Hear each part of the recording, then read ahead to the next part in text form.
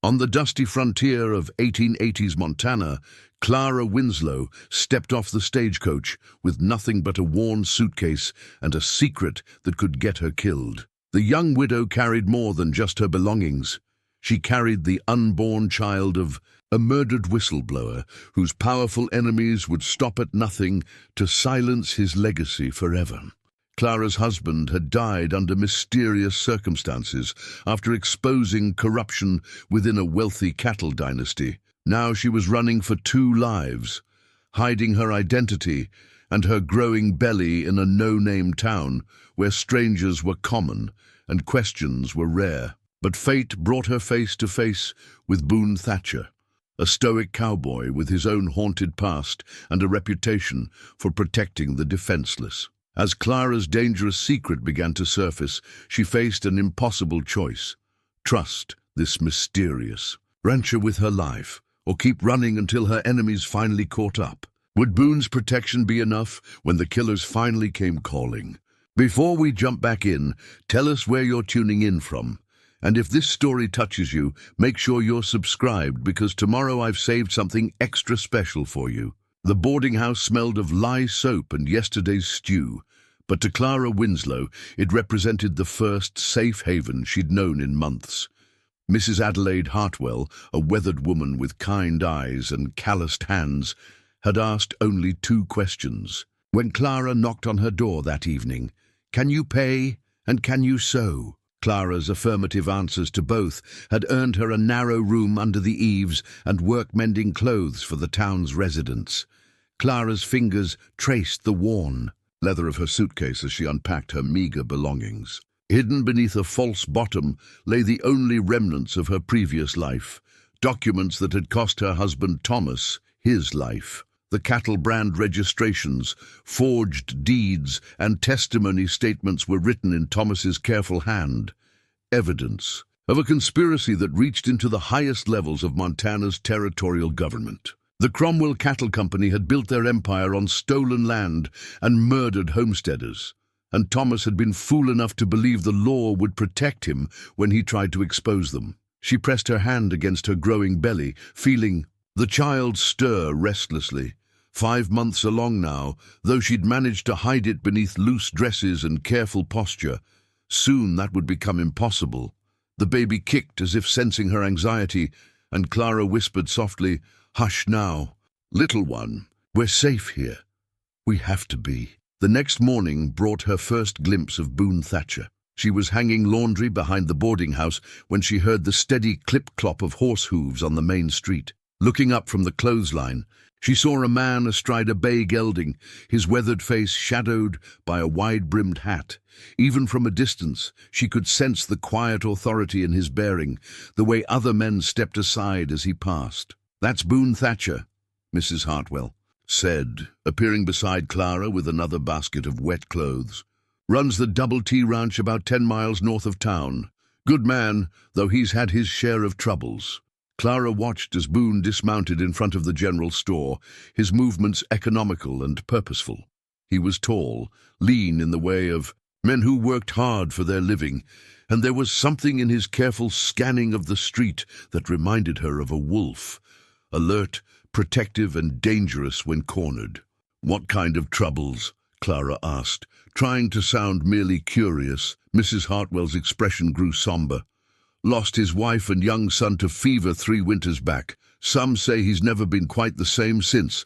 Takes in strays now, both the 4-legged and 2-legged kind. Ranch hands who can't find work elsewhere, horses too old for other folks to bother with. Has a soft heart under all that stern exterior." Clara felt something twist in her chest. Recognition, perhaps, of a kindred spirit carrying his own burden. Of loss. She forced herself to look away, to focus on the simple task of hanging Thomas's shirts to dry in the mountain air. She couldn't afford to be curious about Boone Thatcher or any other man. Curiosity led to questions, and questions led to answers she couldn't give. That afternoon, she set up her sewing station in the boarding house parlor, where the light was good, and she could watch the street through lace curtains. Her first customers were hesitant, but pleased with her work.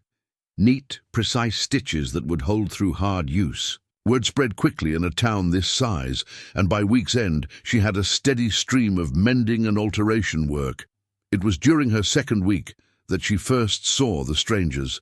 Two men on horseback, well dressed in city clothes that marked them as outsiders. They stopped at the saloon, the hotel, the general store, showing something to people, a photograph perhaps, or a handbill. Clara's blood turned to ice water as she watched from behind her curtains, her hand instinctively moving to protect her unborn child. They were asking questions, looking for someone, looking for her. That night she lay awake in her narrow bed, one hand resting on her belly, the other clutching the small derringer she kept under her pillow. Thomas had taught her to shoot, back when they'd still believed the law would protect them. A woman alone needs to be able to protect herself, he'd said, his face grave with the knowledge of the danger his investigation had brought to their door. She thought of Boone Thatcher then, remembering the careful way he'd surveyed the street, the reputation Mrs. Hartwell had described. A man who protected strays and had his own reasons for wariness.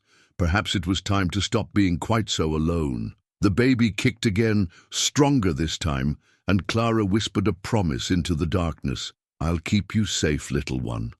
Whatever it takes, I'll keep you safe. Outside her window, the Montana wind carried the scent of sage and distant storms, and somewhere in the darkness she imagined she could hear the sound of approaching hoofbeats. The town of Cedar Falls had grown around the railroad like moss around. A stone, sprawling and unplanned, but somehow managing to thrive in the shadow of the Rocky Mountains. Clara learned its rhythms quickly, the morning whistle from the lumber mill, the evening gathering at Murphy's saloon, the way conversations stopped when strangers passed by. It was the kind of place where everyone knew everyone else's business, which made her situation both safer and more dangerous. She kept Thomas's cattle brand documents sewn into the lining of her sewing basket, the papers carefully wrapped in oilcloth and hidden among her threads and needles. Every morning she would run her fingers over the concealed evidence, reassuring herself it was still there. These documents were more than just proof of the Cromwell family's crimes. They were Thomas's legacy, his life's work, condensed into pages of meticulous handwriting that had cost him everything. The Cromwell Cattle Company's reach extended far beyond their official borders. Clara had learned this through careful observation and overheard conversations. They owned the bank, had judges in their pocket, and maintained their power through a combination of legal manipulation and outright intimidation. Thomas had discovered their methods too late to save himself, but perhaps not too late to save others. Clara's pregnancy was becoming harder to conceal. At nearly 6 months, her careful layering of shawls and loose dresses could only do so much. She noticed Mrs. Hartwell's knowing glances, the way the older woman had begun leaving extra food on her plate without comment. The kindness made Clara's chest tight with gratitude and fear. Gratitude for the understanding, fear that others might notice what Mrs. Hartwell had. It was during her 3rd week in town that she had her first real conversation with Boone Thatcher. She was returning from delivering mended shirts to the blacksmith when she encountered him outside the general store, loading supplies into his wagon. His bay gelding stood patiently, ears forward, watching the street with the same alert attention as his master. "Ma'am!" Boone touched the brim of his hat in greeting, his voice a low rumble that carried the weight of careful courtesy. "Mr. Thatcher," Clara replied, proud that her voice remained steady. Up close, she could see the lines around his grey eyes, the way they seemed to take in everything, the careful way she held herself, the quality of her worn dress, the calluses on her hands that spoke of hard work. "Settling in well?" he asked, and there was genuine interest in the question, not mere politeness. "Yes, thank you. Mrs. Hartwell has been very kind." He nodded, studying her with those perceptive eyes. "Town could use a good seamstress. Most folks around here are. Better with cattle than needles." Clara managed a small smile. "I'm grateful for the work." Something in her tone must have caught his attention, because he paused in his loading, really looking at her now. "You've got the look of someone who's traveled far," he said quietly. "Sometimes a person needs to put distance between themselves and whatever they're running from." The words hit too close to home, and Clara felt her carefully constructed composure waver. "I'm not running from anything, Mr. Thatcher. I'm simply starting over." "Fair enough," he said, but his eyes suggested he didn't entirely believe her. "Just know that Cedar Falls looks after its own. Anyone causes you trouble, you let me or Sheriff Morrison know." Clara nodded, not trusting her voice. As Boone climbed onto his wagon seat, she noticed the careful way he scanned the street again, his hand resting close to the pistol at his hip. A man accustomed to watching for danger. The strangers had been asking questions for 3 days now. Clara had seen them talking to the hotel clerk, the saloon keeper, and several of the merchants.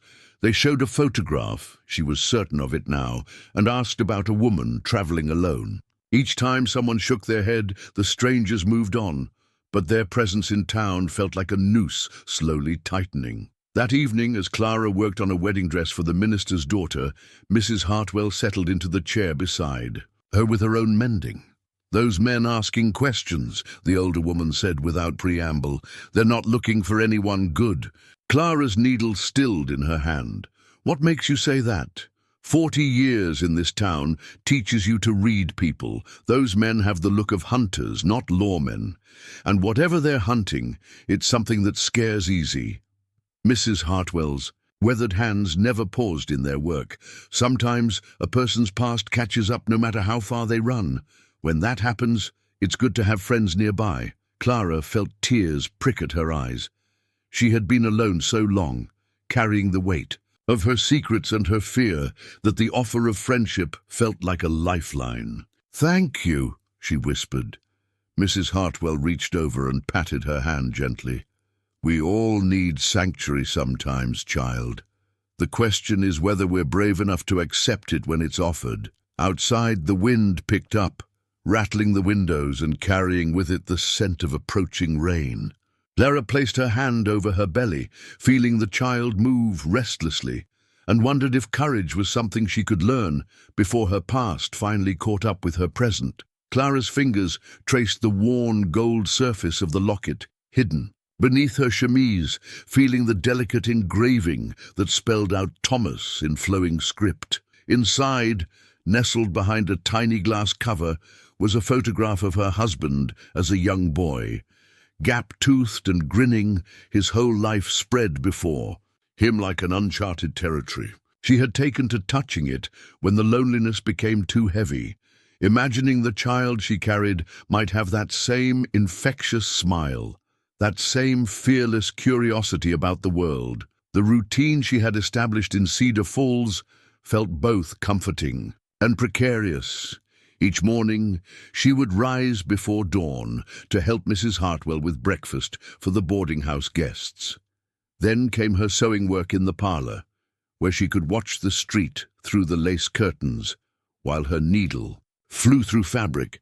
Afternoons were for deliveries and errands, carefully timed to avoid the busiest parts of town when too many eyes might linger on her growing silhouette. The Cromwell Cattle Company's influence cast a long shadow over the territory, one that reached far beyond their official boundaries. Clara had learned this not through direct inquiry, she was far too careful for that, but through patient listening and observation. The company owned vast stretches of land that had once belonged to homesteaders, land acquired through a combination of legal manipulation and outright intimidation. Judges ruled in their favor.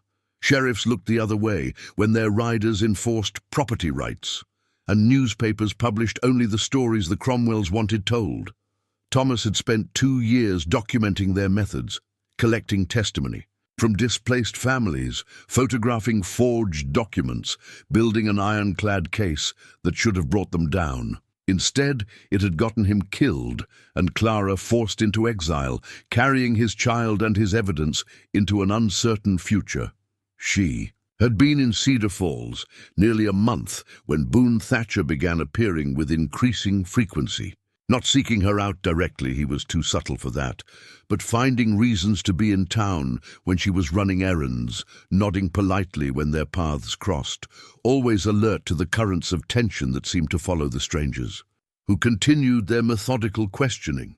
It was during one of these encounters that Clara first glimpsed the depth of loss that drove Boone's protective instincts. She was leaving the post office when she heard raised voices from the alley beside Murphy's saloon. Peering around the corner, she saw Boone facing down two of the town's rougher elements who had cornered a young Cheyenne woman carrying a bundle. "Of washing." The lady said no. Boone's voice carried the quiet authority of a man accustomed to being obeyed. "I suggest you respect that." "This ain't your business, Thatcher," one of the men snarled. "Just some Indian squaw who needs to learn her place." The change in Boone was instantaneous and terrifying. The careful control he maintained slipped, revealing something raw and dangerous underneath. "Every woman in this town is my business when men like you forget how to behave like human beings." Clara watched, transfixed, as Boone's hand moved to rest on his gun butt, not drawing but making his intentions clear. The two troublemakers exchanged glances, apparently deciding that whatever they'd planned wasn't worth the confrontation, and slunk away with muttered curses.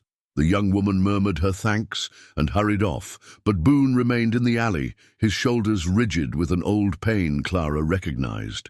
She had seen the same expression on Thomas's face when he spoke about the homesteader families the Cromwells had destroyed, the weight of failing to protect those who couldn't protect themselves. When Boone finally emerged from the alley, Clara was waiting on the main street, pretending to examine fabric samples in the general store window. Their eyes met through the glass, and for a moment she saw past his careful defenses to the grief that shaped him. "Mr. Thatcher," she said as he approached. "That was well done." He touched his hat brim in acknowledgement, but she could see the tension still coiling through him. "No excuse for men to act like animals," he said simply. "You speak like someone who's seen too much of it." His grey eyes searched her face, and she felt that same recognition she'd experienced before. Two people carrying burdens they couldn't share, finding unexpected understanding in a chance encounter. This territory can be hard on those who can't. "Defend themselves," he said quietly. "Women, children, anyone who doesn't have the strength or connections to fight back. Sometimes a man feels called to even the odds." Clara's hand moved instinctively to her belly, and she saw Boone's gaze follow the gesture. His expression grew thoughtful, then concerned. "Mrs." he began, then stopped, realizing he'd never learned her full name. "Winslow," Clara supplied. "Clara Winslow. Mrs. Winslow." He seemed to weigh his words carefully. "If you ever find yourself in need of assistance, my ranch is 10 miles north on the Cedar Creek Road. Anyone in town can give you directions." The offer hung on them, loaded with unspoken understanding. Clara felt her throat tighten with gratitude and terror. To accept help meant revealing herself, risking not just her own safety, but that of anyone who chose to stand with her. "That's very kind," she managed. Boone nodded and turned to go, then paused. "Sometimes the thing we're most afraid of asking, is exactly what we need most." As he rode out of town, Clara remained on the sidewalk, one hand pressed to the locket beneath her dress, the other protecting the child who would soon need more than her determination to keep safe. The strangers were still asking questions, still showing their photograph, still drawing closer to the truth. Perhaps it was time to stop being quite so careful about accepting help. The wanted poster bore a striking likeness of Clara, though the artist had rendered her with softer features and brighter eyes than the haunted woman she had become. "Wanted for questioning," the bold letters proclaimed, "in connection with the theft of valuable documents. Clara Meredith Winslow, $500 reward." Below her image, in smaller print, it mentioned she might be traveling under an assumed name and could be expecting a child. Clara's blood turned to ice as she watched from behind the boarding house's kitchen curtains. One of the strangers, a lean man with cold eyes and expensive boots, was showing the poster to Mrs. Hartwell on the front porch. The older woman studied it with careful attention, her weathered face betraying nothing. "Haven't seen anyone matching." "That description," Mrs. Hartwell said, her voice carrying across the morning air. "But then, we get lots of travelers through here. Railroad brings all kinds. The stranger's companion, a heavy-set man with nervous hands that kept twitching toward his gun, spoke up. Woman would be about 6 months along by now. Hard to hide. That condition, Mr. Mrs. Hartwell's tone grew frosty. "I've been running this boarding house for 20 years. You think I don't know what a pregnant woman looks like? I told you, I haven't seen her." Clara pressed her hand to her mouth to stifle a gasp. Mrs. Hartwell was lying for her, protecting her without even knowing the full truth. The realization brought both gratitude and terror. Gratitude for the unexpected loyalty, terror that she had drawn an innocent woman into her dangerous web. The lean stranger folded the poster carefully.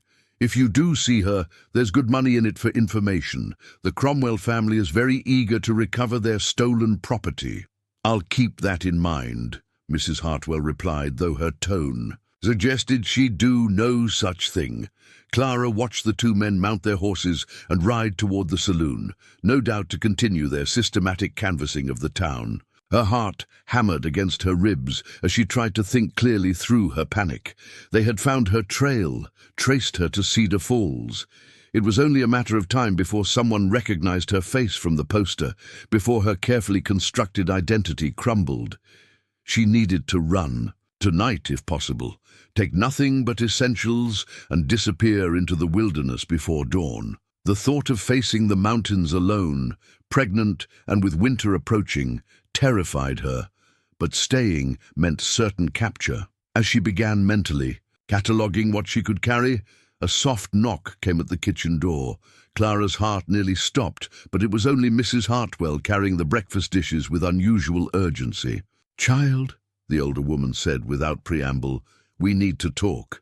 Clara's careful composure finally cracked. "I can explain." "No need for explanations just yet." Mrs. Hartwell set down the dishes and moved to the window, scanning the street with sharp eyes. "Those men are trouble of the worst kind. I could smell it on them like smoke. Question is, what kind of trouble are you in? The kind that gets people killed," Clara whispered, sinking into a kitchen chair as the weight of her situation crashed over her. Mrs. Hartwell studied her for a long moment. "You're not a thief." It wasn't a question, and Clara felt tears prick at her eyes. "No, but my husband, he found evidence of crimes, terrible crimes. They killed him for it, and now they want to silence me too. The baby, his, the only thing left of him." Clara's hand moved protectively to her belly. "They'll kill us both if they find us." Mrs. Hartwell was quiet for several heartbeats, then nodded decisively. "Then we'd better make sure they don't find you." "We?" Clara stared at her in disbelief. "You think I'm going to let those vultures hurt a pregnant woman under my roof? I may be getting on in years, but I'm not dead yet." The older woman's jaw set with determination. "But you can't stay here much longer. They'll figure it out eventually, and when they do, this place won't be safe for either of us. I was planning to leave tonight, alone, in your condition. That's not running, child. That's suicide." Mrs. Hartwell moved to the stove, putting the kettle on, as if discussing escape plans was as routine as planning supper. "No, if you're going to run, you need help. Real help. I can't ask anyone else to—" "You're not asking. I'm telling." Mrs. Hartwell fixed her with a steady gaze. "And I know exactly who to ask." Clara felt a flutter of hope mixed with dread. "Boone Thatcher. That man's been looking for a reason to fight something worth fighting for, ever since he lost his family. Maybe it's time someone gave him that chance." Outside, the sound of approaching hoofbeats made both women freeze, listening intently as the riders passed by the boarding house without stopping. Clara closed her eyes, knowing that her time in Cedar Falls was coming to an end, one way or another. The train ticket to Denver lay on Clara's small dresser like a golden promise of escape.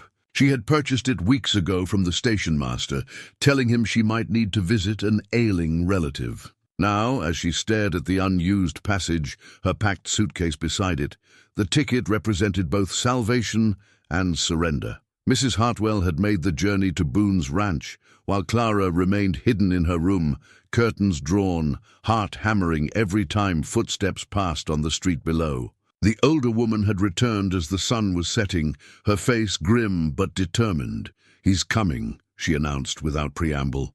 "Tonight, after the saloon closes and the street's empty, he'll meet us at the old stable behind the church." Clara felt a mixture of relief and terror wash over her. "What did you tell him?" "The truth, that you're in trouble, that men are hunting you, and that you need protection." Mrs. Hartwell sat heavily in the room's single chair. He didn't ask for details, and I didn't offer them, but I could see in his eyes that he understands what kind of men we're dealing with. "I can't put him in danger. I should just take the train. Child, look at yourself." Mrs. Hartwell's voice carried gentle firmness. "You're 6 months pregnant, scared, and running from killers. You think you can disappear into some big city and raise that baby safe? Those men have money, connections. They'll find you eventually. And when they do, you'll be completely alone." Clara touched the train ticket with trembling fingers. It had seemed like such a simple solution. Buy passage to somewhere far away, lose herself in the anonymity of a larger population. But Mrs. Hartwell was right. The Cromwells had resources she couldn't match, and running would only delay the inevitable confrontation. "What if Boone changes his mind when he learns the full truth?" Clara asked. "What if he decides helping me isn't worth the risk? Then we'll face that when it comes. But I've known that man for 3 years, since he first came to this territory. He's got the look of someone who's lost everything that mattered to him. Sometimes a person in that position needs something to fight for more than they need safety." As if summoned by their conversation, a soft knock came at the back door. 3 taps, a pause, then 2 more. Mrs. Hartwell's prearranged signal with "Boone." Clara gathered her few belongings with hands that shook only slightly. The suitcase held everything she owned, a few dresses, Thomas's letters, the hidden documents that had cost him his life, and the small derringer he had insisted she learn to use. She tucked the unused train ticket into her reticule, unable to quite abandon the symbol of escape it represented. The walk to the old stable felt like the longest of Clara's life. Every shadow could hide a watcher, every sound might herald discovery. Mrs. Hartwell walked beside her, steady and reassuring, while Clara fought the urge to bolt like a startled deer. Boone was waiting in the stable's depths, barely visible in the moonlight filtering through broken boards. His horse stood saddled and ready beside a second mount, a gentle-looking mare with kind eyes, Mrs. Winslow. His voice was quiet but carried absolute certainty. "Mrs. Hartwell tells me you need sanctuary." Clara found herself unable to speak, overwhelmed by the reality of trusting her life to this man she barely knew. Everything in her screamed to run, to rely only on herself, as she had for so many months. "I should tell you," she managed finally, "that helping me could cost you everything. The men hunting me, they're not ordinary bounty hunters. They work for people with enough money and influence to destroy anyone who stands in their way." Boone studied her face in the dim light. "I've been destroyed before, ma'am. Sometimes a man finds that he's got less to lose than he thought." Clara felt tears, threatened at the quiet pain in his voice. Here was someone who understood loss, who knew what it meant to have everything precious torn away. Perhaps that was exactly why he was willing to help, because he recognized the same desperation in her that once consumed him. "The choice is yours," Boone continued gently. "I can take you somewhere safe, give you time to decide what comes next. Or you can take that train ticket in your bag and try your luck in the cities. Either way, you won't face tonight alone." Clara looked at Mrs. Hartwell, who nodded encouragingly, then back at Boone's patient, weathered face. Slowly, she reached into her reticule and withdrew the train ticket, holding it for a moment before letting it flutter to the stable floor. "I'd be grateful for sanctuary, Mr. Thatcher." The Double T ranch house sat in a valley between rolling hills like a ship anchored in a green sea. Even in the pre-dawn darkness, Clara could sense the care that had gone into its construction. The solid lines of the log walls, the wide porch that spoke of evenings spent watching sunsets, the carefully tended garden that someone had loved. As Boone helped her down from the mare, she caught the scent of roses climbing the porch posts, their blooms ghostly pale in the moonlight. "Sarah planted those," Boone said quietly, following her gaze. "Said a house wasn't a home without something beautiful growing nearby." Clara heard the weight of loss in his voice and understood that Sarah had been his wife. The roses were a shrine to a woman who would never see another summer, tended with the devotion of a man who couldn't bear to let her memory fade. Hidden in a wooden box beneath his bed, Boone kept his military medal, a bronze star that had once meant everything and now served only as a reminder of how he'd failed to protect what mattered most.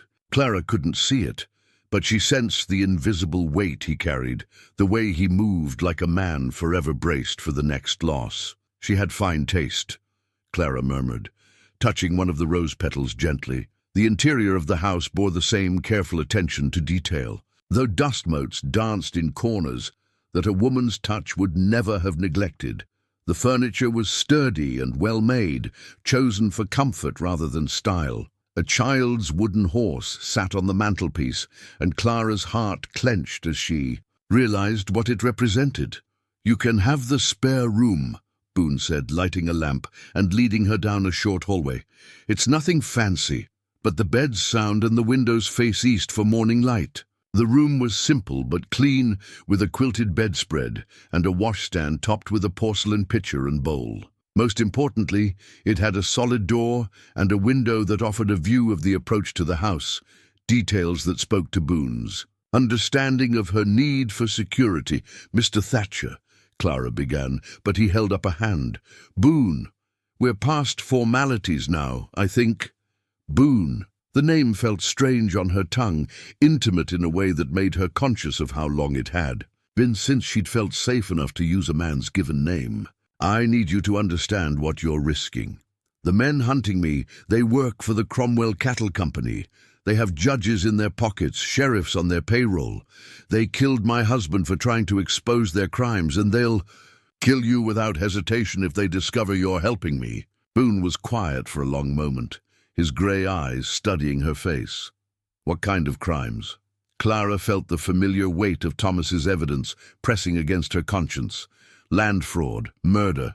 They've been stealing homesteads for years, forging deeds, killing anyone who tries to stand up to them. My husband documented everything, names, dates, proof of their methods. That's what they're really after. "And you have this evidence?" "Yes." Clara's hand moved instinctively to her suitcase. "Hidden where they'll never think to look." Boone nodded slowly. "Then we'd better make sure they don't get the chance." The sound of approaching horses made them both freeze. Clara's hand flew to her reticule, where the derringer waited, but Boone moved to the window with calm efficiency, peering through the curtains. "My hand's coming back from the evening shift," he said, relaxing slightly. "Jake and Miguel, they'll need to know you're here, but they're good men, trustworthy." As if summoned by his words, voices carried from the barnyard, tired men finishing the day's work, their conversation punctuated by the creak of saddle leather and the soft wickers of horses being rubbed down. "They'll have questions," Clara said nervously. "Some, but they won't ask more than you're willing to answer. Both of them have pasts they don't talk about either." Boone met her eyes. "This ranch has become a place for people who need a second chance. Maybe that's exactly what it was meant to be." Clara felt something tight in her chest begin to loosen. Not the fear, which would likely never fully leave her, but the terrible isolation that had become her constant companion. For the first time in months, she wasn't facing the darkness alone. "There's something else," she said quietly. "I'm not just carrying evidence, I'm carrying Thomas's child. Our baby will be born in the winter, assuming we keep you both safe until then," Boone finished. "We will. The simple certainty in his voice nearly undid her. Clara pressed her hand to her belly, feeling the child stir as if sensing the change in their circumstances. "Why?" she whispered. "Why are you willing to risk everything for strangers?" Boone was quiet for so long she thought he wouldn't answer.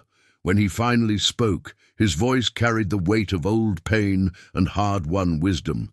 "Because some fights are worth having, even when you can't win. Maybe especially then, outside the ranch." Hands had finished their work, and the night settled into peaceful silence. For the first time since Thomas's death, Clara allowed herself to hope that sanctuary might be more than just a temporary respite. Clara's fingers moved with practiced precision as she stitched tiny sleeves onto a miniature shirt, the soft cotton, fabric pale as morning clouds. Working by lamplight in her room each evening, she had begun preparing for her child's arrival with the same careful attention she gave to everything else that might mean survival. The hand-sewn baby clothes were hidden in the bottom drawer of her dresser, beneath her own spare garments, a secret hope made tangible in cloth and thread. 3 weeks had passed since her arrival at the Double T, and Clara found herself settling into a rhythm she hadn't dared imagine possible. Each morning she would wake to the sound of cattle lowing in the distance and the quiet conversations of ranch hands beginning their day. Boone had insisted she needn't work for her keep, but idleness made her nervous, so she had gradually taken over the mending and cooking duties that had been shared awkwardly among the men. Jake Moreno was the first to accept her presence without question. A weathered man in his 50s with gentle hands and laugh lines carved deep around his dark eyes. He had the gift of making anyone feel welcomed. Miguel Santos, younger and more cautious, had taken longer to warm to her. But Clara had won him, over by mending his favorite shirt with such skill that it looked better than new. "Señora Clara," Miguel had said that morning, examining her handiwork with admiration, "you have magic in your fingers." "Just practice," Clara had replied, but the compliment warmed her more than she cared to admit. It felt good to be useful, to contribute something valuable to the small community that had formed around her. Boone remained the most complex puzzle. During the day, he was all business, checking on the cattle, mending fences, handling the 100 small tasks that kept a ranch running. But in the evenings, when the work was done and the hands had retired to the bunkhouse, he would sit on the porch with Clara, their conversations meandering through safe topics like the weather and the progress of the garden. It was during one of these evening talks that Clara first glimpsed the depth of his losses. They had been discussing the approaching autumn when Boone's gaze drifted to the child's wooden horse on the mantelpiece, visible through the open front door. "His name was Johnny," Boone said quietly, so quietly Clara almost didn't hear. "Would have been 7 this winter. Sarah was already planning his birthday party when the fever took them both." Clara's needle stilled in her hands. She had been working on a woman's torn dress while they talked, but the words made her conscious of how every stitch was an act of faith in the future. "How do you bear it?" she asked gently. Boone was quiet for a long time, his weathered hands folded in his lap. "Some days I don't, to be honest. Some days I wake up and the weight of it feels like it might crush me. But then the sun comes up and there's work to do and somehow the day passes. And that's enough? It has to be." He looked at her then, really looked at her, and Clara felt something shift between them, a recognition of shared understanding, until something comes along that makes you remember why you wanted to wake up in the first place. The words hung between them, loaded with meaning Clara wasn't sure she was ready to examine too closely. Instead, she focused on her sewing, taking comfort in the familiar rhythm of needle and thread. "What about you?" Boone asked. "How do you keep going when everything you've built gets torn away?" Clara considered the question, thinking of Thomas, and the life they'd planned together, of the baby growing inside her who would never know his father. "I think about the future," she said finally. "Not the one I lost, but the one that's still possible. This baby deserves a chance to grow up safe, to have a childhood full of wonder instead of fear. That's worth fighting for." even when the odds are stacked against you? Especially then. Clara looked up from her sewing to meet his eyes. Thomas used to say that hope wasn't about believing everything would work out fine. Hope was about believing that whatever happened, you could find a way to keep moving forward. Boone nodded slowly. Sounds like he was a wise man. He was, and stubborn, and too brave for his own good, and convinced that one person could make a difference against impossible odds. Clara's voice caught slightly. He was wrong about that last part, but I loved him for believing it anyway. Maybe he wasn't as wrong as you think, Boone said quietly. Sometimes the difference one person makes doesn't show up until later in ways they never could have imagined. That night, as Clara carefully folded the tiny shirt and placed it with the other baby clothes, she found herself thinking about Boone's words. Outside her window, the ranch slept peacefully under a canopy of stars, and for the first time since Thomas's death, the future felt like something more than just survival. It felt like possibility. The blood-stained letter had arrived 3 days before Thomas's death. Hidden now in the secret compartment Clara had sewn into her corset. Written in her husband's increasingly frantic handwriting, it contained names, dates, and details that painted a picture of corruption reaching far beyond anything Clara had initially imagined. "My dearest Clara," it began, "if you are reading this, then they have found me. But know that our fight was not in vain. The evidence I've gathered will bring them down if it reaches the right hands. Trust no one in territorial government. The rot goes deeper than we feared." Clara's condition was becoming impossible to hide. At nearly 7 months, her carefully chosen loose clothing could no longer disguise the obvious swell of her belly. Jake had taken to helping her with heavier tasks without being asked, and Miguel had taken to leaving wildflowers on her windowsill. Small kindnesses that spoke of acceptance and protection. But it was Boone's increasing protectiveness that worried her most. The way his eyes lingered on her with a mixture of concern and something deeper that made her heart flutter dangerously. The complications began with the arrival of a cattle buyer from Denver, a smooth-talking man named Harrison Webb, who claimed to be interested in purchasing breeding stock from the Double T. Clara had been hanging laundry when she heard his voice carrying from the yard, and something in his tone made her freeze behind the billowing sheets. "Fine operation you've got here, Thatcher," Webb was saying. "Heard you've been taking in strays lately. Always admired a man with a charitable nature." From her hiding place, Clara could see Boone's stance change, his body language shifting to the alert wariness she'd come to recognize as his response to potential threats. "We help where we can," Boone replied carefully. "What exactly are you looking to buy, Mr. Webb?" "Oh, cattle mostly, though I'm always interested in information. Sometimes that's more valuable than livestock." Webb's laugh held no warmth.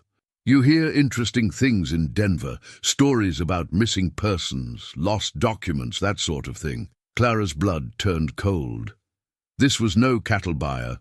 This was another hunter, using a different approach than the direct questioning of his predecessors. She pressed herself against the side of the house, trying to become invisible while straining to hear every word.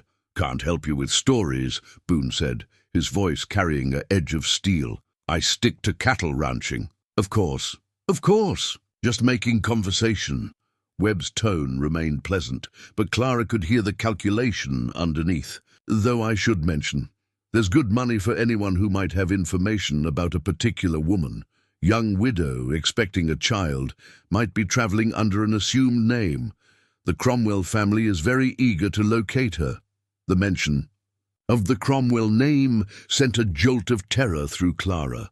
This man was definitely working for Thomas's killers, and his presence here meant they were getting closer to discovering her location.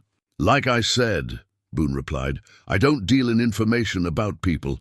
You want to buy cattle, we can talk. Otherwise, I'll thank you to be on your way." Clara heard the sound of footsteps approaching the house and quickly gathered the laundry, trying to look natural as she hurried toward the back door, but not before Webb's voice carried one more time. Shame about that seamstress who used to work in Cedar Falls. Heard she disappeared sudden-like. Hope nothing unfortunate happened to her. That evening, Clara could no longer keep the truth from Boone. She found him on the porch, staring out at the mountains with the weight of unspoken concerns etched across his features. "You know, don't you?" she said quietly, settling into the chair beside him, "that Webb wasn't here to buy cattle. That would be my guess." Boone's grey eyes found hers. "Question is, how much danger are we really in?" Clara took a shaky breath and pulled the blood-stained letter from her corset, her hands trembling as she unfolded the damning pages. "More than you know." Boone read in silence, his expression growing grimmer with each paragraph. When he finished, he folded the letter carefully and handed it back to her. "Thomas Winslow was your husband," he said. "It wasn't a question." "Yes. And they murdered him for writing that letter, for gathering evidence against the Cromwell cattle company.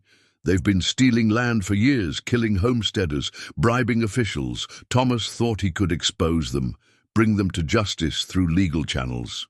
Clara's voice broke. "He was naive. The corruption goes all the way to the territorial capital, and this child you're carrying is Thomas's son. The last piece of him they can't destroy." Clara pressed her hand to her belly. "Unless they kill us both." Boone was quiet for a long time, the weight of full understanding settling between them. Finally, he spoke. "How long before they figure out you're here?" "Not long. Webb was too interested, too persistent. Even if he doesn't recognize me directly, he'll keep digging until he finds something. Then we need to make some decisions." Boone's voice carried grim determination. "First, you're not facing this alone anymore. Second, maybe it's time to stop running and start fighting back." Clara stared at him. "You can't mean that. These people have armies of hired guns, unlimited money." "And I have something they don't," Boone interrupted quietly. "I have nothing left to lose, and everything worth protecting sitting right here on my porch."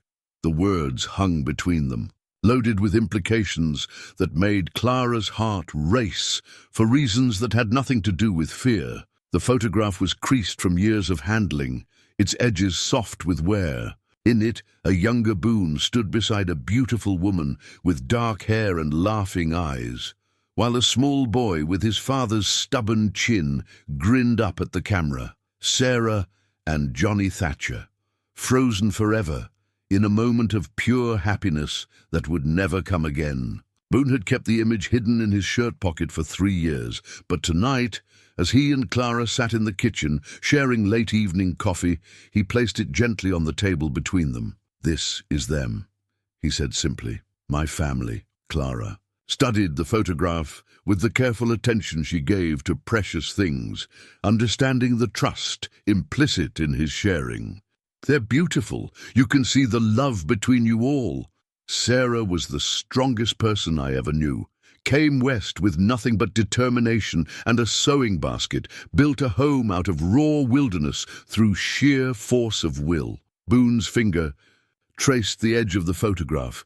"Johnny was just starting to show real personality when they died. Stubborn as a mule, curious about everything, brave enough to chase rabbits twice his size." Clara felt her throat tighten with emotion. "Tell me about them." And so Boone did, his weathered voice growing soft as he shared memories that had been locked away too long. He told her about Sarah's terrible cooking, that somehow always tasted perfect when shared with love, about Johnny's endless questions that turned simple chores into adventures, about the plans they'd made for more children and a bigger house, and all the years they'd thought stretched endlessly ahead of them. "The fever came fast," he said eventually. 3 days from the first symptoms to the end. I rode 20 miles through a blizzard to fetch the doctor, but he arrived too, late to do anything but confirm what I already knew." "You blame yourself," Clara said gently, recognizing the self-recrimination that haunted his grey eyes. "I should have seen the signs earlier, should have taken them to Denver, to better doctors, should have—" Boone stopped, his jaw clenched. "With old pain, should have been able to control things that no one can control," Clara finished. "I know that feeling. I've spent months wondering what I could have done differently, how I might have saved Thomas, whether there were signs I missed that could have warned me. Boone looked up at her, and in his eyes she saw the same desperate need for absolution that she carried in her own heart. "The truth is," Clara continued, her voice barely above a whisper, "we can't save the people we love from everything. We can only love them while we have them, and honor their memory by continuing to live. Is that what you're doing, living for Thomas?" Clara considered the question, her hand moving instinctively to her swollen belly, where Thomas's child grew strong and active. "I started out thinking that way, but somewhere along the line it became about more than just survival. It became about building something new from the pieces of what was lost." Boone carefully returned the photograph to his shirt pocket, but Clara sensed something fundamental had shifted in the sharing. The walls he'd built around his grief had developed cracks, letting in possibilities he'd thought were lost forever. "Clara," he said, her name carrying a weight of unspoken meaning. "What we're facing, Webb, the Cromwells, all of it, it's not going to be easy. They'll come for you eventually, and when they do, it's going to be dangerous for everyone here. No, if you want me to leave, no." The word came out more forcefully than he'd intended. "That's not what I'm saying. I'm saying that when they come, I want you to know that you're not just someone I'm helping. You're not charity or obligation or a stray that wandered onto my land." Clara felt her heart begin to race as she recognized the direction of his words. "Boone, you're the first person since Sarah who's made me remember what it feels like to have something worth protecting, not just the ranch or the cattle or even justice for your husband. You, the baby, the future you represent." His grey eyes held hers steadily. "I need you to know that before things get complicated." The kitchen fell silent except for the soft ticking of the mantel clock and the whisper of wind through the eaves. Clara felt tears threaten as she processed the magnitude of what he was offering. Not just protection, but partnership, not just sanctuary, but the possibility of a new beginning built on the foundations of shared loss and growing love. "This baby," she said carefully, "will never know his real father. Thomas died before he could even tell me he suspected I was pregnant. Every child deserves to know they're wanted, protected, loved. The man who provides that isn't necessarily the one who provided the seed." Clara reached across the table and covered his weathered hand with her smaller one. "Are you saying you could love another man's child as your own?" Boone turned his hand, palm up, capturing her fingers gently. "I'm saying I already do, both of you." Outside, the night wind carried the scent of approaching winter, but inside the kitchen, warmth bloomed between two wounded hearts, learning to trust in tomorrow. The keys newspaper clipping was yellowed with age, its edges brittle from being folded and refolded countless times. Clara had discovered it tucked inside Thomas's Bible, forgotten until she'd been searching for comfort in familiar words. The headline read, "Respected businessman dies in tragic accident," and beneath it, a sanitized account of how Thomas Winslow had allegedly fallen from his horse while riding alone in rough country, his body discovered days later by passing travelers. Nothing in the article mentioned his investigation into the Cromwell Cattle Company. Nothing suggested the bruises on his knuckles that indicated a struggle, or the fact that his horse had been found peacefully grazing 20 miles from where his body lay. The reporter had written exactly what someone had paid him to write. A convenient fiction that transformed murder into misfortune. They didn't even try to make it believable, Clara said bitterly, showing the clipping to Boone as they sat in his study. Anyone who knew Thomas would know he was too good a horseman to die in a simple fall. Boone examined the article with the careful attention of a man who understood how truth could be buried beneath official lies. "Who wrote this?" "Samuel Morrison, correspondent for the Territorial Tribune. I remember Thomas mentioning him. Said Morrison would write anything for the right price." Clara's voice carried the weight of accumulated grief and anger. "He turned my husband's murder into a 2-paragraph story about an unfortunate accident." "Morrison," Boone repeated thoughtfully. "Any relation to Sheriff Morrison in Cedar Falls?" Clara felt a chill of realization. Brothers. Sam Morrison is... The sheriff's younger brother works for newspapers throughout the territory. The implications hit her like a physical blow. If the sheriff is involved in the cover-up, then the law isn't going to help us. Boone finished grimly. We're truly on our own. The study fell silent as they both contemplated the scope of the conspiracy they faced. Clara had known the Cromwells had influence, but seeing the evidence of how completely they controlled the narrative around Thomas's death drove home the futility of seeking official justice. There's more, Clara said quietly, pulling additional documents from her carefully guarded collection. Thomas had been corresponding with other victims, homesteaders who'd lost their land, families who'd had loved ones disappear after challenging Cromwell claims. He was building a network of witnesses. She spread the letters across Boone's desk, each one a testament to the Cromwell's systematic campaign of intimidation and violence. Names, dates, descriptions of threats and attacks. A pattern of criminal behavior spanning nearly a decade. The Henderson family, Clara pointed to one letter, lost their homestead when forged documents suddenly appeared showing prior Cromwell ownership. When they tried to fight it in court, their barn burned down with half their livestock inside.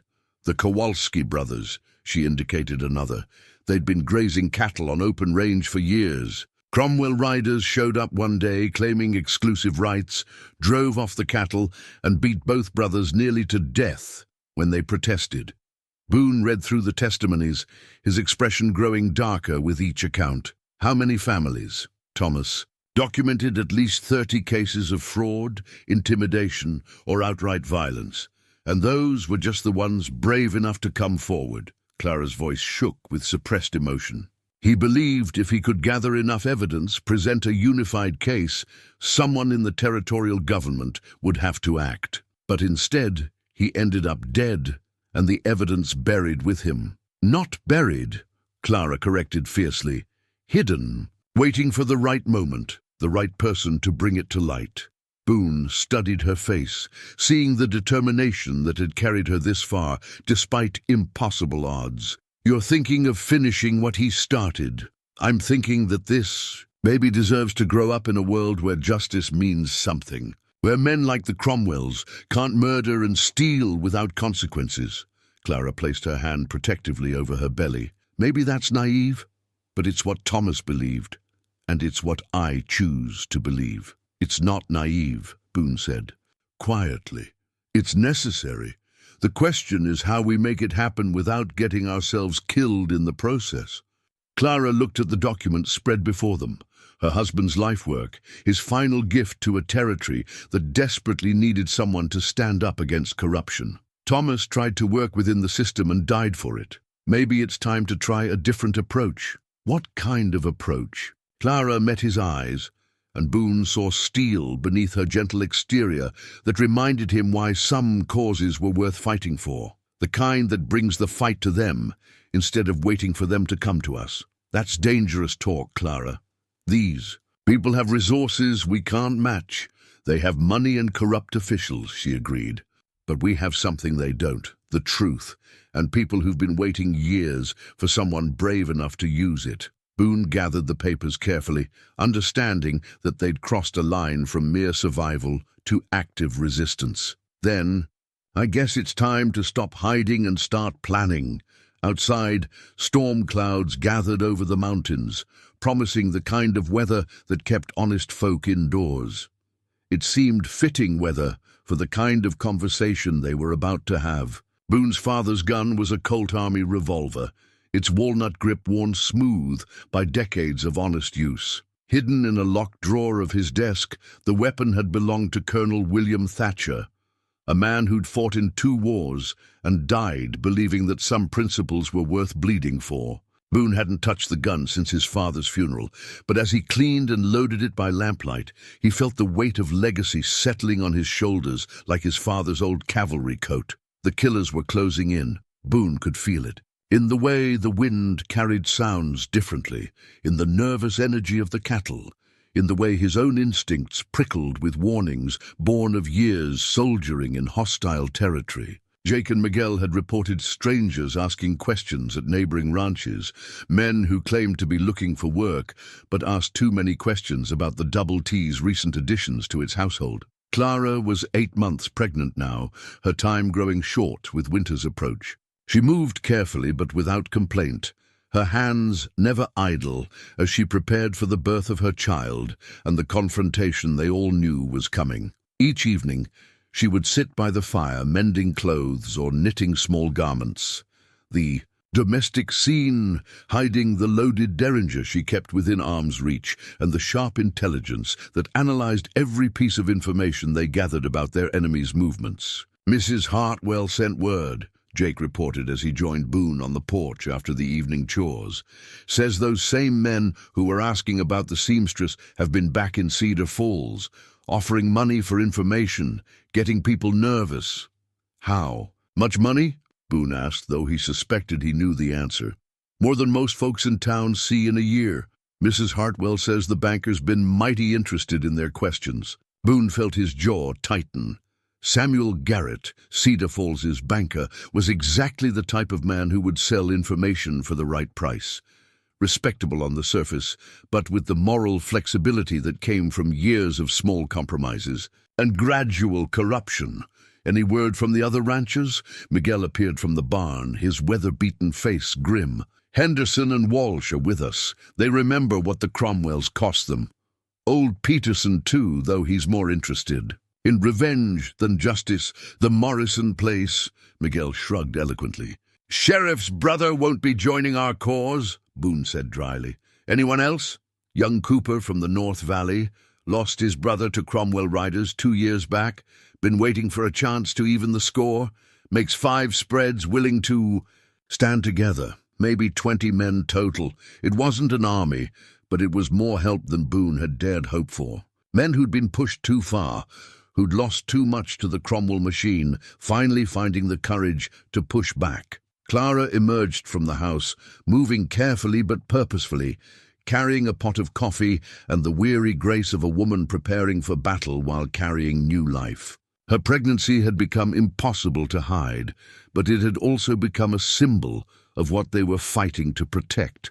The future, the possibility of a world where children could grow up without fear of powerful men who believed themselves above the law. "Any decisions?" she asked, settling into her chair with the careful movements of late pregnancy. "We're going to make our stand here," Boone said. "This ranch is defensible, we know the ground, and we'll have help from the neighbors. But, Clara," he paused, choosing his words carefully, "when the shooting starts, you need to be somewhere safe." "No," her response was immediate and firm. "I won't hide while others fight for my freedom, this child's freedom. You can't fight in your condition." "I can shoot," Clara interrupted, her hand moving to the derringer at her waist. "Thomas made sure of that, and I can reload and I can tend wounds and I can do whatever needs doing. Don't ask me to cower in a cellar while good men die for my sake." Boone recognized the steel in her voice, the same determination that had carried her hundreds of miles through hostile territory while pregnant and alone. "Then we plan for the worst and hope for something better." They spent the evening planning escape routes, defensive positions, supply caches, signals for summoning help. Clara contributed with the sharp tactical mind that had helped her evade pursuit for months, while Jake and Miguel offered the practical knowledge of men who'd fought border skirmishes and Indian raids. As the night deepened and the other men retired to the bunkhouse, Clara remained on the porch with Boone, her hands resting on her swollen belly as the baby moved restlessly within her. "Do you think we can win?" she asked quietly. Boone considered the question honestly. They were facing an enemy with superior numbers, unlimited resources, and the protection of corrupt officials. By any reasonable calculation, their chances were slim. "I think we can make them pay a price they weren't expecting," he said finally. "Sometimes that's victory enough." Clara nodded, accepting the hard truth that victory might look different than they'd hoped. Thomas always said that some fights weren't about winning.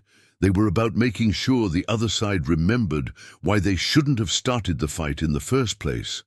"Smart man, your Thomas." "He would have liked you," Clara said softly. He always respected men who stood up for what was right, even when it cost them. As if responding to their conversation, the baby kicked strongly enough that Boone could see the movement through Clara's dress. She smiled and placed his hand on her belly, letting him feel the life that grew stronger each day, despite the gathering storm. "Whatever happens," she whispered, "this child will know that good people fought for his future." In the distance, thunder rumbled across the mountains, and Boone felt the approaching weather in his bones. The banker's ledger lay open on Samuel Garrett's desk, like an accusation written in ink and blood. Jake had discovered it during what was supposed to be a routine visit to Cedar Falls for supplies, but which had turned into something far more revealing when Garrett stepped away from his office for an extended conversation with a customer. The leather-bound book contained entries that painted a damning picture of corruption, reaching deeper than anyone had imagined. "Look at this," Jake said grimly, pointing to a series of payments recorded over the past 2 years. Monthly deposits. From something called Mountain Development Company, $500, regular as clockwork. Boone studied the entries, his jaw tightening as he recognized the pattern. Mountain Development Company. Want to bet that's a front for Cromwell operations? Clara leaned forward from her chair, her pregnancy making sudden movements difficult, but her mind sharp as ever. "What else does it show?" Jake flipped through several pages, his weathered finger tracking columns of figures that told a story of systematic corruption. Payments to Judge Morrison, that's the sheriff's father. Payments to at least 3 other territorial officials. And here, he paused at an entry that made his blood run cold. Payment to B. Thatcher Land Survey, Double T Ranch. The silence that followed was deafening. Clara felt her heart sink as she saw the betrayal written in stark numbers, while Boone stared at the ledger as if the ink might rearrange itself into something less devastating. "That's dated 3 weeks ago," Clara whispered. "Right after Webb's visit. $500, Jake added unnecessarily. "Same amount they've been paying the others." Boone's hands clenched into fists as the implications crashed over him. "They think I sold her out. They think I told them where to find her. Did you?"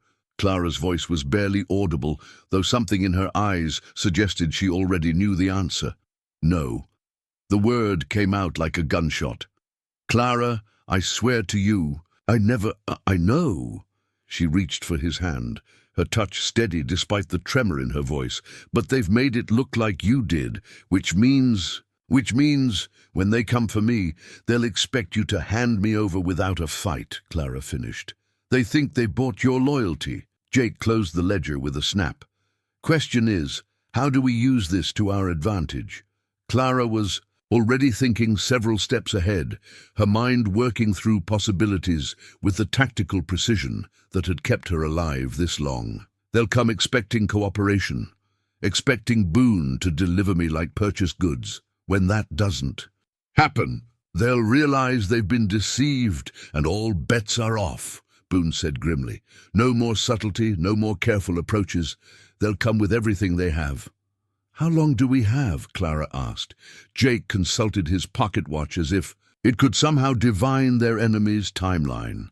"If they're planning to move, based on thinking you're bought and paid for, could be any time. Tonight, tomorrow, whenever they think the moment's right." Clara pushed herself up from her chair with the careful movements of late pregnancy, her hand pressed to her lower back. "Then we need to be ready. Send word to the other ranchers. Tell them it's happening soon." "Clara," Boone said quietly, "when they realize I haven't betrayed you, they're going to be angry. Angrier than we planned for. This changes everything." She met his eyes steadily, and he saw in them the same fierce determination that had carried her across half the territory while carrying his child. "No, it doesn't change anything. It just means they'll fight harder, which means we have to fight smarter. And if we lose—" Clara's hand moved to her belly, where Thomas's son moved restlessly as if sensing the tension that filled the room. "Then at least we'll lose fighting for something that matters. Thomas died believing that truth and justice were worth any sacrifice. I won't dishonor his memory by giving up now." Boone nodded slowly, understanding that they'd moved beyond the point of retreat. The false entry in Garrett's ledger had been meant to eliminate them through deception, but instead it had only strengthened their resolve. "Jake, ride to the neighboring spreads. Tell them to be ready for anything. Miguel can help me check our defenses one more time." Boone stood, his hand moving instinctively to where his father's gun waited in its holster. "And Clara, I'll prepare for a long night," she said simply, "and pray that when morning comes, our child will still have a future worth fighting for." Outside, the wind had picked up, carrying with it the scent of approaching snow and the promise that winter and their enemies would arrive together. The mining deed was written on expensive parchment, its official seals and elaborate signatures, designed to impress anyone who might question its authenticity. Clara discovered it tucked inside the banker's ledger, apparently forgotten among the other documents that chronicled the Cromwell Empire's dark foundation. But this deed was different. It wasn't about cattle or grazing rights. It was about something far more valuable and dangerous. "Silver," Boone said quietly, studying the document by lamplight. "They've been mining silver on what they claim is Cromwell land, but according to this survey," he traced his finger along the property, "lines described in the deed. This is federal territory, protected watershed that's supposed to remain untouched." Clara felt a chill that had nothing to do with the mountain wind rattling the windows. Thomas mentioned rumors about illegal mining operations, but he could never prove anything. The Cromwells were too careful about keeping their various enterprises separate. Not careful enough, apparently. Boone spread a territorial map across his desk, comparing the deed's description to the official boundaries. "Look at this. They've been operating an illegal mine for at least 3 years, extracting what looks like thousands of dollars worth of silver from federal land." Miguel, who had been listening from the doorway, stepped into the lamplight. My cousin worked a mine up in those hills before it suddenly closed," said. "The Cromwell riders came one day and told all the workers to forget they'd ever been there, paid them enough to keep quiet, threatened them enough to make sure they stayed. That way, the implications crashed over them like an avalanche. This wasn't just about land fraud and intimidation anymore. This was about a federal crime that could bring down the entire Cromwell operation if the right people learned about it. The territorial governor would have to act on something like this," Clara said, her voice tight with possibility. "Even if he's been bought, he couldn't ignore evidence of illegal mining on federal land. The federal marshals would get involved." "Which explains why they're so desperate to get Thomas's evidence back," Boone realized. "It's not just about silencing witnesses to their land grabs. It's about protecting a mining operation that's been financing their entire empire." Clara's mind raced as she connected the pieces. The monthly payments in Garrett's ledger, $500 to each corrupt official. That's exactly what they'd need to keep a major illegal operation protected. Judges to dismiss challenges, sheriffs to look the other way, newspaper reporters to bury inconvenient stories. And if this mining operation gets exposed, the whole house of cards collapses, Clara finished. Not just the Cromwells, but everyone they've been paying. Every corrupt official in the territory would go down with them. The weight of what they'd discovered settled over the room like a heavy blanket. They weren't just fighting for Clara's life or even justice for Thomas's murder. They were sitting on evidence that could clean out decades of corruption and restore honest government to the territory. "This changes everything," Boone said quietly. "The stakes just got a lot higher." "Higher for them too," Clara pointed out. "If they were willing to kill to protect their land fraud, what will they do to protect something this valuable?" Miguel crossed himself quietly. "They'll come with everything they have, every gun they can hire, every favor they can call in. This isn't about capturing one woman anymore. This is about their survival." Clara placed her hand on her swollen belly, feeling the baby move restlessly, as if sensing the danger that surrounded them. Her child would inherit a world shaped by whatever happened in the next few days, either a world where justice prevailed and corruption was exposed, or a world where the Cromwells and their kind continued to rule through fear and violence. Thomas always said that sometimes you stumble across fights bigger than yourself, she said softly. Fights where the outcome affects more than just the people directly involved. I think this is one of those fights. Boone carefully folded the mining deed and placed it with the other evidence they'd gathered. Then we'd better make sure we're on the winning side. The question is, Miguel said pragmatically, how do we survive long enough to get this evidence to someone who can act on it? Clara looked out the window at the darkening sky, where storm clouds gathered like an army preparing for battle. One way or another, she said with quiet determination, this ends soon. Either the Cromwells fall or we do. But this baby will be born into a world where the truth finally matters. Outside, the first snowflakes began to fall, harbinger of a winter that would test everyone's resolve. Clara's mother's Bible was bound in cracked leather, its pages soft with age and countless readings. Hidden within a carefully carved hollow in the spine lay the most damning piece of evidence they possessed. A signed confession from a dying Cromwell foreman who had detailed the family's crimes in exchange for peace with his maker. Clara had discovered the hiding place years ago as a child, and Thomas had used it to conceal the document that could bring down an empire. As she ran her fingers over the familiar binding, she drew strength from both the sacred words within and the secular. Justice, the hidden confession promised. The contractions had started that morning, subtle but unmistakable.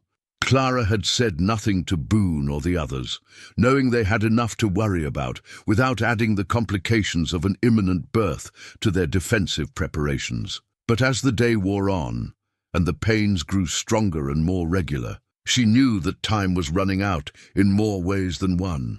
The range fence needs reinforcing on the east side, Jake reported as the men gathered in the kitchen for what might be their last peaceful meal together. Spotted fresh tracks this morning, riders doing reconnaissance, staying just out of rifle range. How many? Boone asked, though his attention kept drifting to Clara, who was moving more carefully than usual as she served coffee. At least 6, maybe more. Professional types, not local troublemakers. They know what they're doing. Miguel nodded grimly. Same tracks I found near the creek crossing. They're mapping our defenses, looking for weak spots. Boone spread a hand-drawn map of the ranch across the table, marking defensive positions with pieces of charcoal. Henderson and his boys will hold the north approach. Walsh takes the east ridge with his rifle. He's the best shot among us. Miguel, you and Cooper watch the creek crossing. Jake and I will defend the house. And me? Clara asked quietly. You'll be in the root cellar where it's safe, Boone said without looking up from his map. No. Clara's voice carried quiet steel. I won't hide while others fight for my freedom, for my child's future. Boone finally looked at her, really looked, and saw the pale sheen of sweat on her forehead, the way she held herself as if bracing against pain. Clara, what's wrong? Nothing's wrong, she said carefully. Everything's exactly as it should be. The baby's decided this is the right time to be born. The silence that followed was broken only by the tick of the mantel clock and the whisper of wind through the eaves. Then everyone began talking at once. How long have you been in labor? Boone demanded. Since this morning. Early stages still, but we need to get you to town to the doctor, Jake said, already reaching for his coat. No time, Miguel observed grimly. And too dangerous. Those riders will be watching the roads. Clara raised her hand for silence, her voice cutting through. Their panic with the authority of a woman who had made her peace with the situation. Listen to me. This baby is coming tonight, whether we're ready or not. The question is whether we're going to face our enemies as scattered individuals or as a united front. Another contraction gripped her, stronger than the previous ones, and she gripped the back of a chair until it passed. When she could speak again, her voice was steady but urgent. Boone, you need to send word to the other ranchers. Tell them it's happening tonight. The birth, the attack, all of it. If they're going to help us, it has to be now. Clara, you can't give birth in the middle of a gunfight. Women have been giving birth under impossible circumstances since the beginning of time. she interrupted. And this child, she pressed her hand to her belly as the baby moved restlessly. Within her, this child is going to be born free in a world where justice means something that's worth any risk. Boone stared at her, seeing the determination that had carried her across half the territory while pregnant and alone, the same fierce protectiveness that had made her husband willing to die for truth. What do you need? Clean water. Lots of it. Cloth for bandages and swaddling, the medical supplies from your kit, and someone who won't faint at the sight of blood. Clara managed a weak smile. Beyond that, we leave it in God's hands. Jake stood abruptly. I'll ride to Henderson's place, tell them to move up their timeline. If the Cromwells are planning to attack tonight, they'll come expecting to find a woman in hiding and a man who sold her out, Clara said. Instead, they'll find a united community defending something precious. Let them come. As if summoned by her words, the sound of distant gunfire echoed across the valley, a single shot, then answering fire from multiple directions. The attack had begun. Clara closed her eyes and pressed her hand to her mother's Bible, drawing strength from both the sacred promise within and the evidence of justice hidden in its spine. When she opened her eyes, they blazed with the fierce determination of a woman prepared to fight for her child's future. Positions, everyone, Boone commanded, his voice carrying the authority of a man who had found something worth dying for. Tonight we find out what we're really made of. Outside, the sound of approaching hoofbeats grew louder, while inside, Clara felt the first truly serious contraction grip her body like a promise that new life would enter the world regardless of the darkness that surrounded it. Sheriff. Morrison's badge caught the lamplight as he pinned it to his vest with hands that trembled slightly, not from fear, but from the weight of decisions that would define what remained of his life. The star-shaped piece of tin had once represented law and order, justice and protection for the innocent. Tonight, it symbolized everything that had gone wrong with the territory, every compromise that had led them to this moment when armed men rode through the darkness to silence a pregnant woman whose only crime had been loving a man brave enough to speak truth to power. The killers approached the Double T Ranch with the methodical precision of a military operation. Clara watched them through the kitchen window, counting at least a dozen riders spread in a wide arc around the property.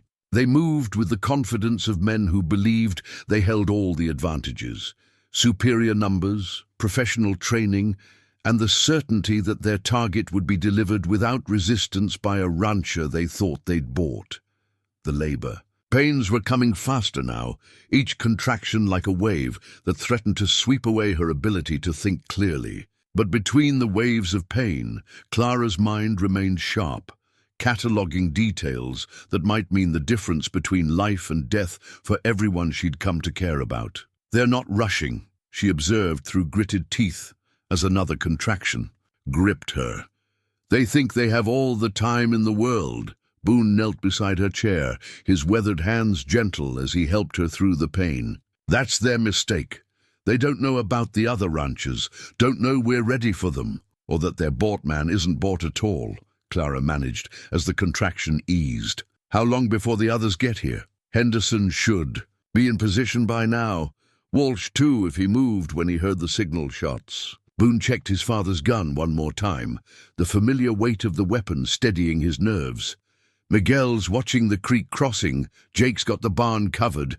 We're as ready as we can be. Through the window, they could see the leader of the attacking force, a tall man in an expensive coat who sat his horse like he owned the world. Even at a distance, there was something familiar about his bearing that made Clara's blood run cold. I know him, she whispered. That's Marcus, Cromwell himself. Thomas pointed him out to me once at a territorial meeting. He never lets others handle his most important business. The significance of that observation settled over them both. This wasn't just another raid to silence a witness. This was the head of the Cromwell Empire come to personally ensure that Thomas Winslow's evidence died with his widow. He's coming to the house, Boone noted as the riders began to move. Probably expects to find you trussed up and waiting for delivery. Another contraction hit Clara, stronger than any before, and she gripped Boone's hand with strength that surprised them both. "The baby's coming fast," she gasped. "Faster than I expected. Clara, maybe you should." "No," her voice cut through, his concern with absolute finality. "I'm not hiding in some cellar while my child's future is decided by violence. This baby is going to be born free, in a house defended by good people fighting for what's right." The sound of approaching hoofbeats grew louder, punctuated by low voices issuing orders. Clara could hear Marcus Cromwell's cultured tones carrying across the night air, the voice of a man accustomed to having his commands obeyed without question. "Thatcher!" Cromwell called out. "We know you're in there. We know you have something that belongs to us. Send her out and you can keep the money we paid you. No one else has to get hurt." Boone moved to the window, staying carefully to one side to avoid presenting a target. "What makes you think I have anything of yours, Cromwell?" "Don't play games, rancher. We know the woman is here. We know about the child. Hand them over and you can go back to raising cattle like nothing happened." Clara felt another contraction, building, and pressed her hand to her mother's Bible, drawing strength from both the sacred words and the evidence hidden within. "Tell him," she said quietly. "Tell him what?" "Tell him the truth." Clara's eyes blazed with fierce determination, even as pain racked her body. "Tell him exactly what you think of his money and his threats." Boone looked at her, really looked at her, and saw the same courage that had brought her hundreds of miles through hostile territory while carrying his child. The same strength that had made her husband willing to die rather than compromise. "With evil, you hear that, Cromwell?" Boone called out. "The lady says to tell you what I think of your offer." "And what's that, Thatcher?" Boone's voice carried across the yard with the authority of a man who had finally found something worth fighting for. "I think you can go to hell, and I think it's time you learned that some things can't be bought." The silence that followed was broken by Clara's sharp intake of breath as another contraction gripped her, and by the metallic sound of weapons being drawn in the darkness outside. The newborn's first cry pierced the night like a battle call, rising above the gunfire that had erupted around the ranch house.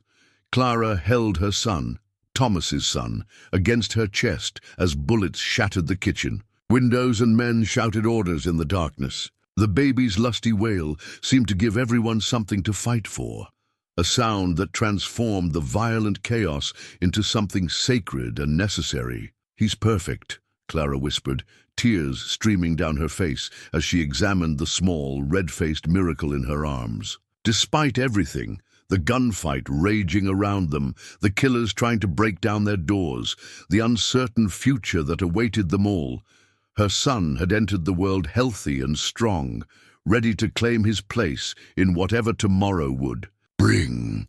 Boone fired through the broken window, his father's colt barking defiance at the shadows moving through his yard. "Henderson's boys are in position," he called over the noise. "I can see muzzle flashes from the north ridge." The battle had erupted the moment Cromwell realized his bought man hadn't stayed bought. What was supposed to be a simple pickup had become a siege, with the Double T ranch house as the fortress and Clara's newborn son as the future they were all fighting to protect. "Miguel's got the creek crossing covered," Jake reported from his position by the front door. "3 of Cromwell's men tried to flank us that way. Won't be trying again." Another volley of shots splintered the doorframe near Jake's head, but he didn't flinch. The ranch hand had found something worth dying for, and it showed in every steady movement, every well-aimed shot he sent back at their attackers. Clara wrapped her son in the clean cloth they'd prepared, her hands steady despite the violence surrounding them. The baby had stopped crying, his dark eyes, Thomas's eyes, seeming to take in this chaotic world with the calm acceptance of someone born to face whatever came. "Marcus Cromwell," Boone shouted into the night, "your men are pinned down, and more neighbors are on their way. You want to end this? Come and face me yourself." The response came not in words, but in a concentrated barrage of gunfire that sent splinters flying and forced everyone to take cover. But the attack felt desperate now, lacking the confidence it had possessed when the killers thought they were. Collecting purchased goods. They're running low on ammunition, Clara observed, her tactical mind still working despite having just given birth. Listen to the pattern. They're spacing their shots more, making each one count. Boone reloaded his father's gun, the familiar motions steadying his nerves as he prepared for what felt like the final push. Question is, do we have enough to outlast them? As if in answer to his words, the sound of approaching hoofbeats came. From the north, not the stealthy approach of enemies, but the thunderous charge of allies arriving in force. Henderson's voice carried across the valley, raised in a war cry that spoke of justice too long delayed. That's our signal, Jake said with grim satisfaction. Time to end this. The tide of battle turned in moments. Caught between the defenders, in the house, and Henderson's riders charging from the north, Cromwell's hired guns found themselves in an impossible position. Some tried to fight their way out, others simply broke and ran for their horses. Marcus Cromwell himself appeared in the doorway, his expensive coat torn and his face white with rage and defeat. He held a pistol in one hand and a torch in the other, his eyes wild with the desperation of a man watching his empire crumble. "You've destroyed everything," he snarled at Clara, who sat holding her newborn son with calm dignity. 30 years of building, of creating something lasting, and you've brought it all down for what? For some dead man's fantasy of justice? For the truth, Clara replied simply. And for the future. She looked down at her son, who gazed back at her with the serene trust of innocence. For children who deserve to grow up in a world where right matters more than might. Cromwell raised his pistol, but Boone was faster. His father's gun spoke once, and Marcus Cromwell crumpled to the floor, his torch guttering out as his hand went slack. The silence that followed seemed to stretch forever, broken only by the babies. Soft breathing and the distant sound of the last few gunmen surrendering to Henderson's riders. "Is it over?" Clara asked softly. Boone knelt beside her, his weathered hand gentle as he touched the baby's tiny fist. "The fighting's over, but the real work, building something better from what we've torn down, that's just beginning." Clara looked around the bullet-scarred kitchen, at Jake and Miguel emerging from their defensive positions, at the evidence of corruption scattered across the floor where it had fallen during the fight. Then she looked down at her son, who had slept peacefully through the battle that secured his freedom. "Then we'd better get started," she said quietly. "This little one has a world to inherit." Outside, dawn was breaking over the mountains, painting the sky in shades of hope and new beginnings. The new wedding rings gleamed in the morning sunlight, simple gold bands that represented something far more precious than the metal from which they were forged. Clara held them in her palm as she stood on the porch of the Double T Ranch house, watching Boone and the minister discuss the details of a ceremony that would unite not just two people, but two wounded hearts that had found healing in shared purpose and unexpected love. 6 months had passed since the night Thomas Winslow, Jr.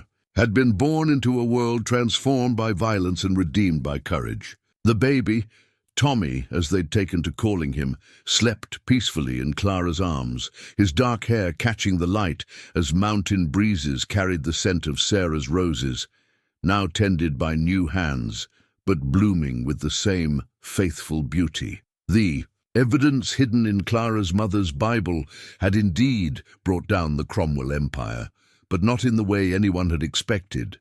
The federal marshals who'd arrived to investigate the illegal mining operation had uncovered a web of corruption that reached into 3 territorial capitals. Judges had been removed from the bench, sheriffs stripped of their badges, and an entire network of purchased officials had found themselves facing justice they'd thought their money could forever forestall. "The territorial governor wants to appoint you sheriff," Jake reported as he joined them on the porch, his weather-beaten face creased with amusement. "Says the territory needs honest lawmen who can't be bought." Boone looked up from his conversation with the minister, his gray eyes holding the quiet contentment of a man who'd found his purpose. "What did you tell him?" That you'd consider it after the honeymoon, Jake replied with a grin. Figured you might want to get used to being married before you start arresting corrupt politicians. Clara felt Tommy stir in her arms and adjusted.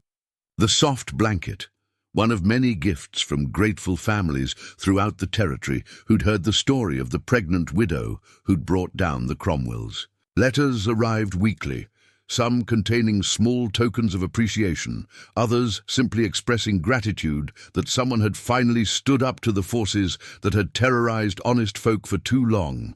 Mrs. Hartwell emerged from the kitchen carrying a basket of fresh bread, her weathered face bright with the satisfaction of a woman who'd chosen the right side when it mattered most. "Everything's ready inside," she announced, "though I still say you should have waited for a proper church wedding." "This is proper," Clara said softly, looking around at the faces of people who'd become family through shared struggle and mutual protection. Henderson and his sons, Walsh and his rifle, Miguel and Cooper, all the men who'd risked everything to defend a stranger's right to justice. A wedding should happen where love was born, surrounded by the people who made it possible. The ceremony was simple but profound, conducted on the same porch where Clara and Boone had shared their first tentative conversations about loss and hope. When the minister pronounced them husband and wife, Tommy chose that moment to wake and add his voice to the celebration, his infant babble somehow seeming to approve of the proceedings. "Thomas would have liked this," Clara whispered to Boone as they shared their first kiss as married partners. "He always said that hope was about believing in tomorrow, even when today seemed impossible. Think he'd approve of us raising his son together." Clara looked down at Tommy, who gazed up at them both with the trusting eyes of a child who'd never known anything but love and security. "I think he'd be grateful that his son will grow up knowing that good people exist, that justice is possible, and that sometimes love finds a way even when everything seems lost." The celebration continued into the evening, with neighbors sharing stories and Jake producing a fiddle that filled the ranch house with music that spoke of joy hard-won and futures worth celebrating. As the sun set behind the mountains, painting the sky in shades of gold and crimson, Clara found herself thinking about the long journey that had brought her to this moment. She'd arrived in Montana territory as a frightened widow carrying secrets that could get her killed. She was staying as a wife and mother, surrounded by community and protected by love that had grown from the soil of shared struggle and mutual respect. "What are you thinking about?" Boone asked as they stood together on the porch, watching their guests enjoy the simple pleasure of peace after conflict. "The future," Clara replied, adjusting the new ring on her finger as Tommy slept peacefully in her arms. "All the tomorrows we thought we'd lost, all the possibilities that seemed impossible just a year ago. Any regrets?" Clara looked at her husband, still strange to think of him that way, and saw in his eyes the same wonder she felt at the way life could surprise you with gifts you'd never dared to hope for. "None," she said simply. "Thomas fought for justice and found it, even if he didn't live to see it. I fought for survival and found love. And Tommy," she smiled down at her sleeping son, "Tommy will grow up in a world where both are possible." The stars were beginning to appear in the Montana sky, countless points of light promising that even in the darkest night, dawn would always come.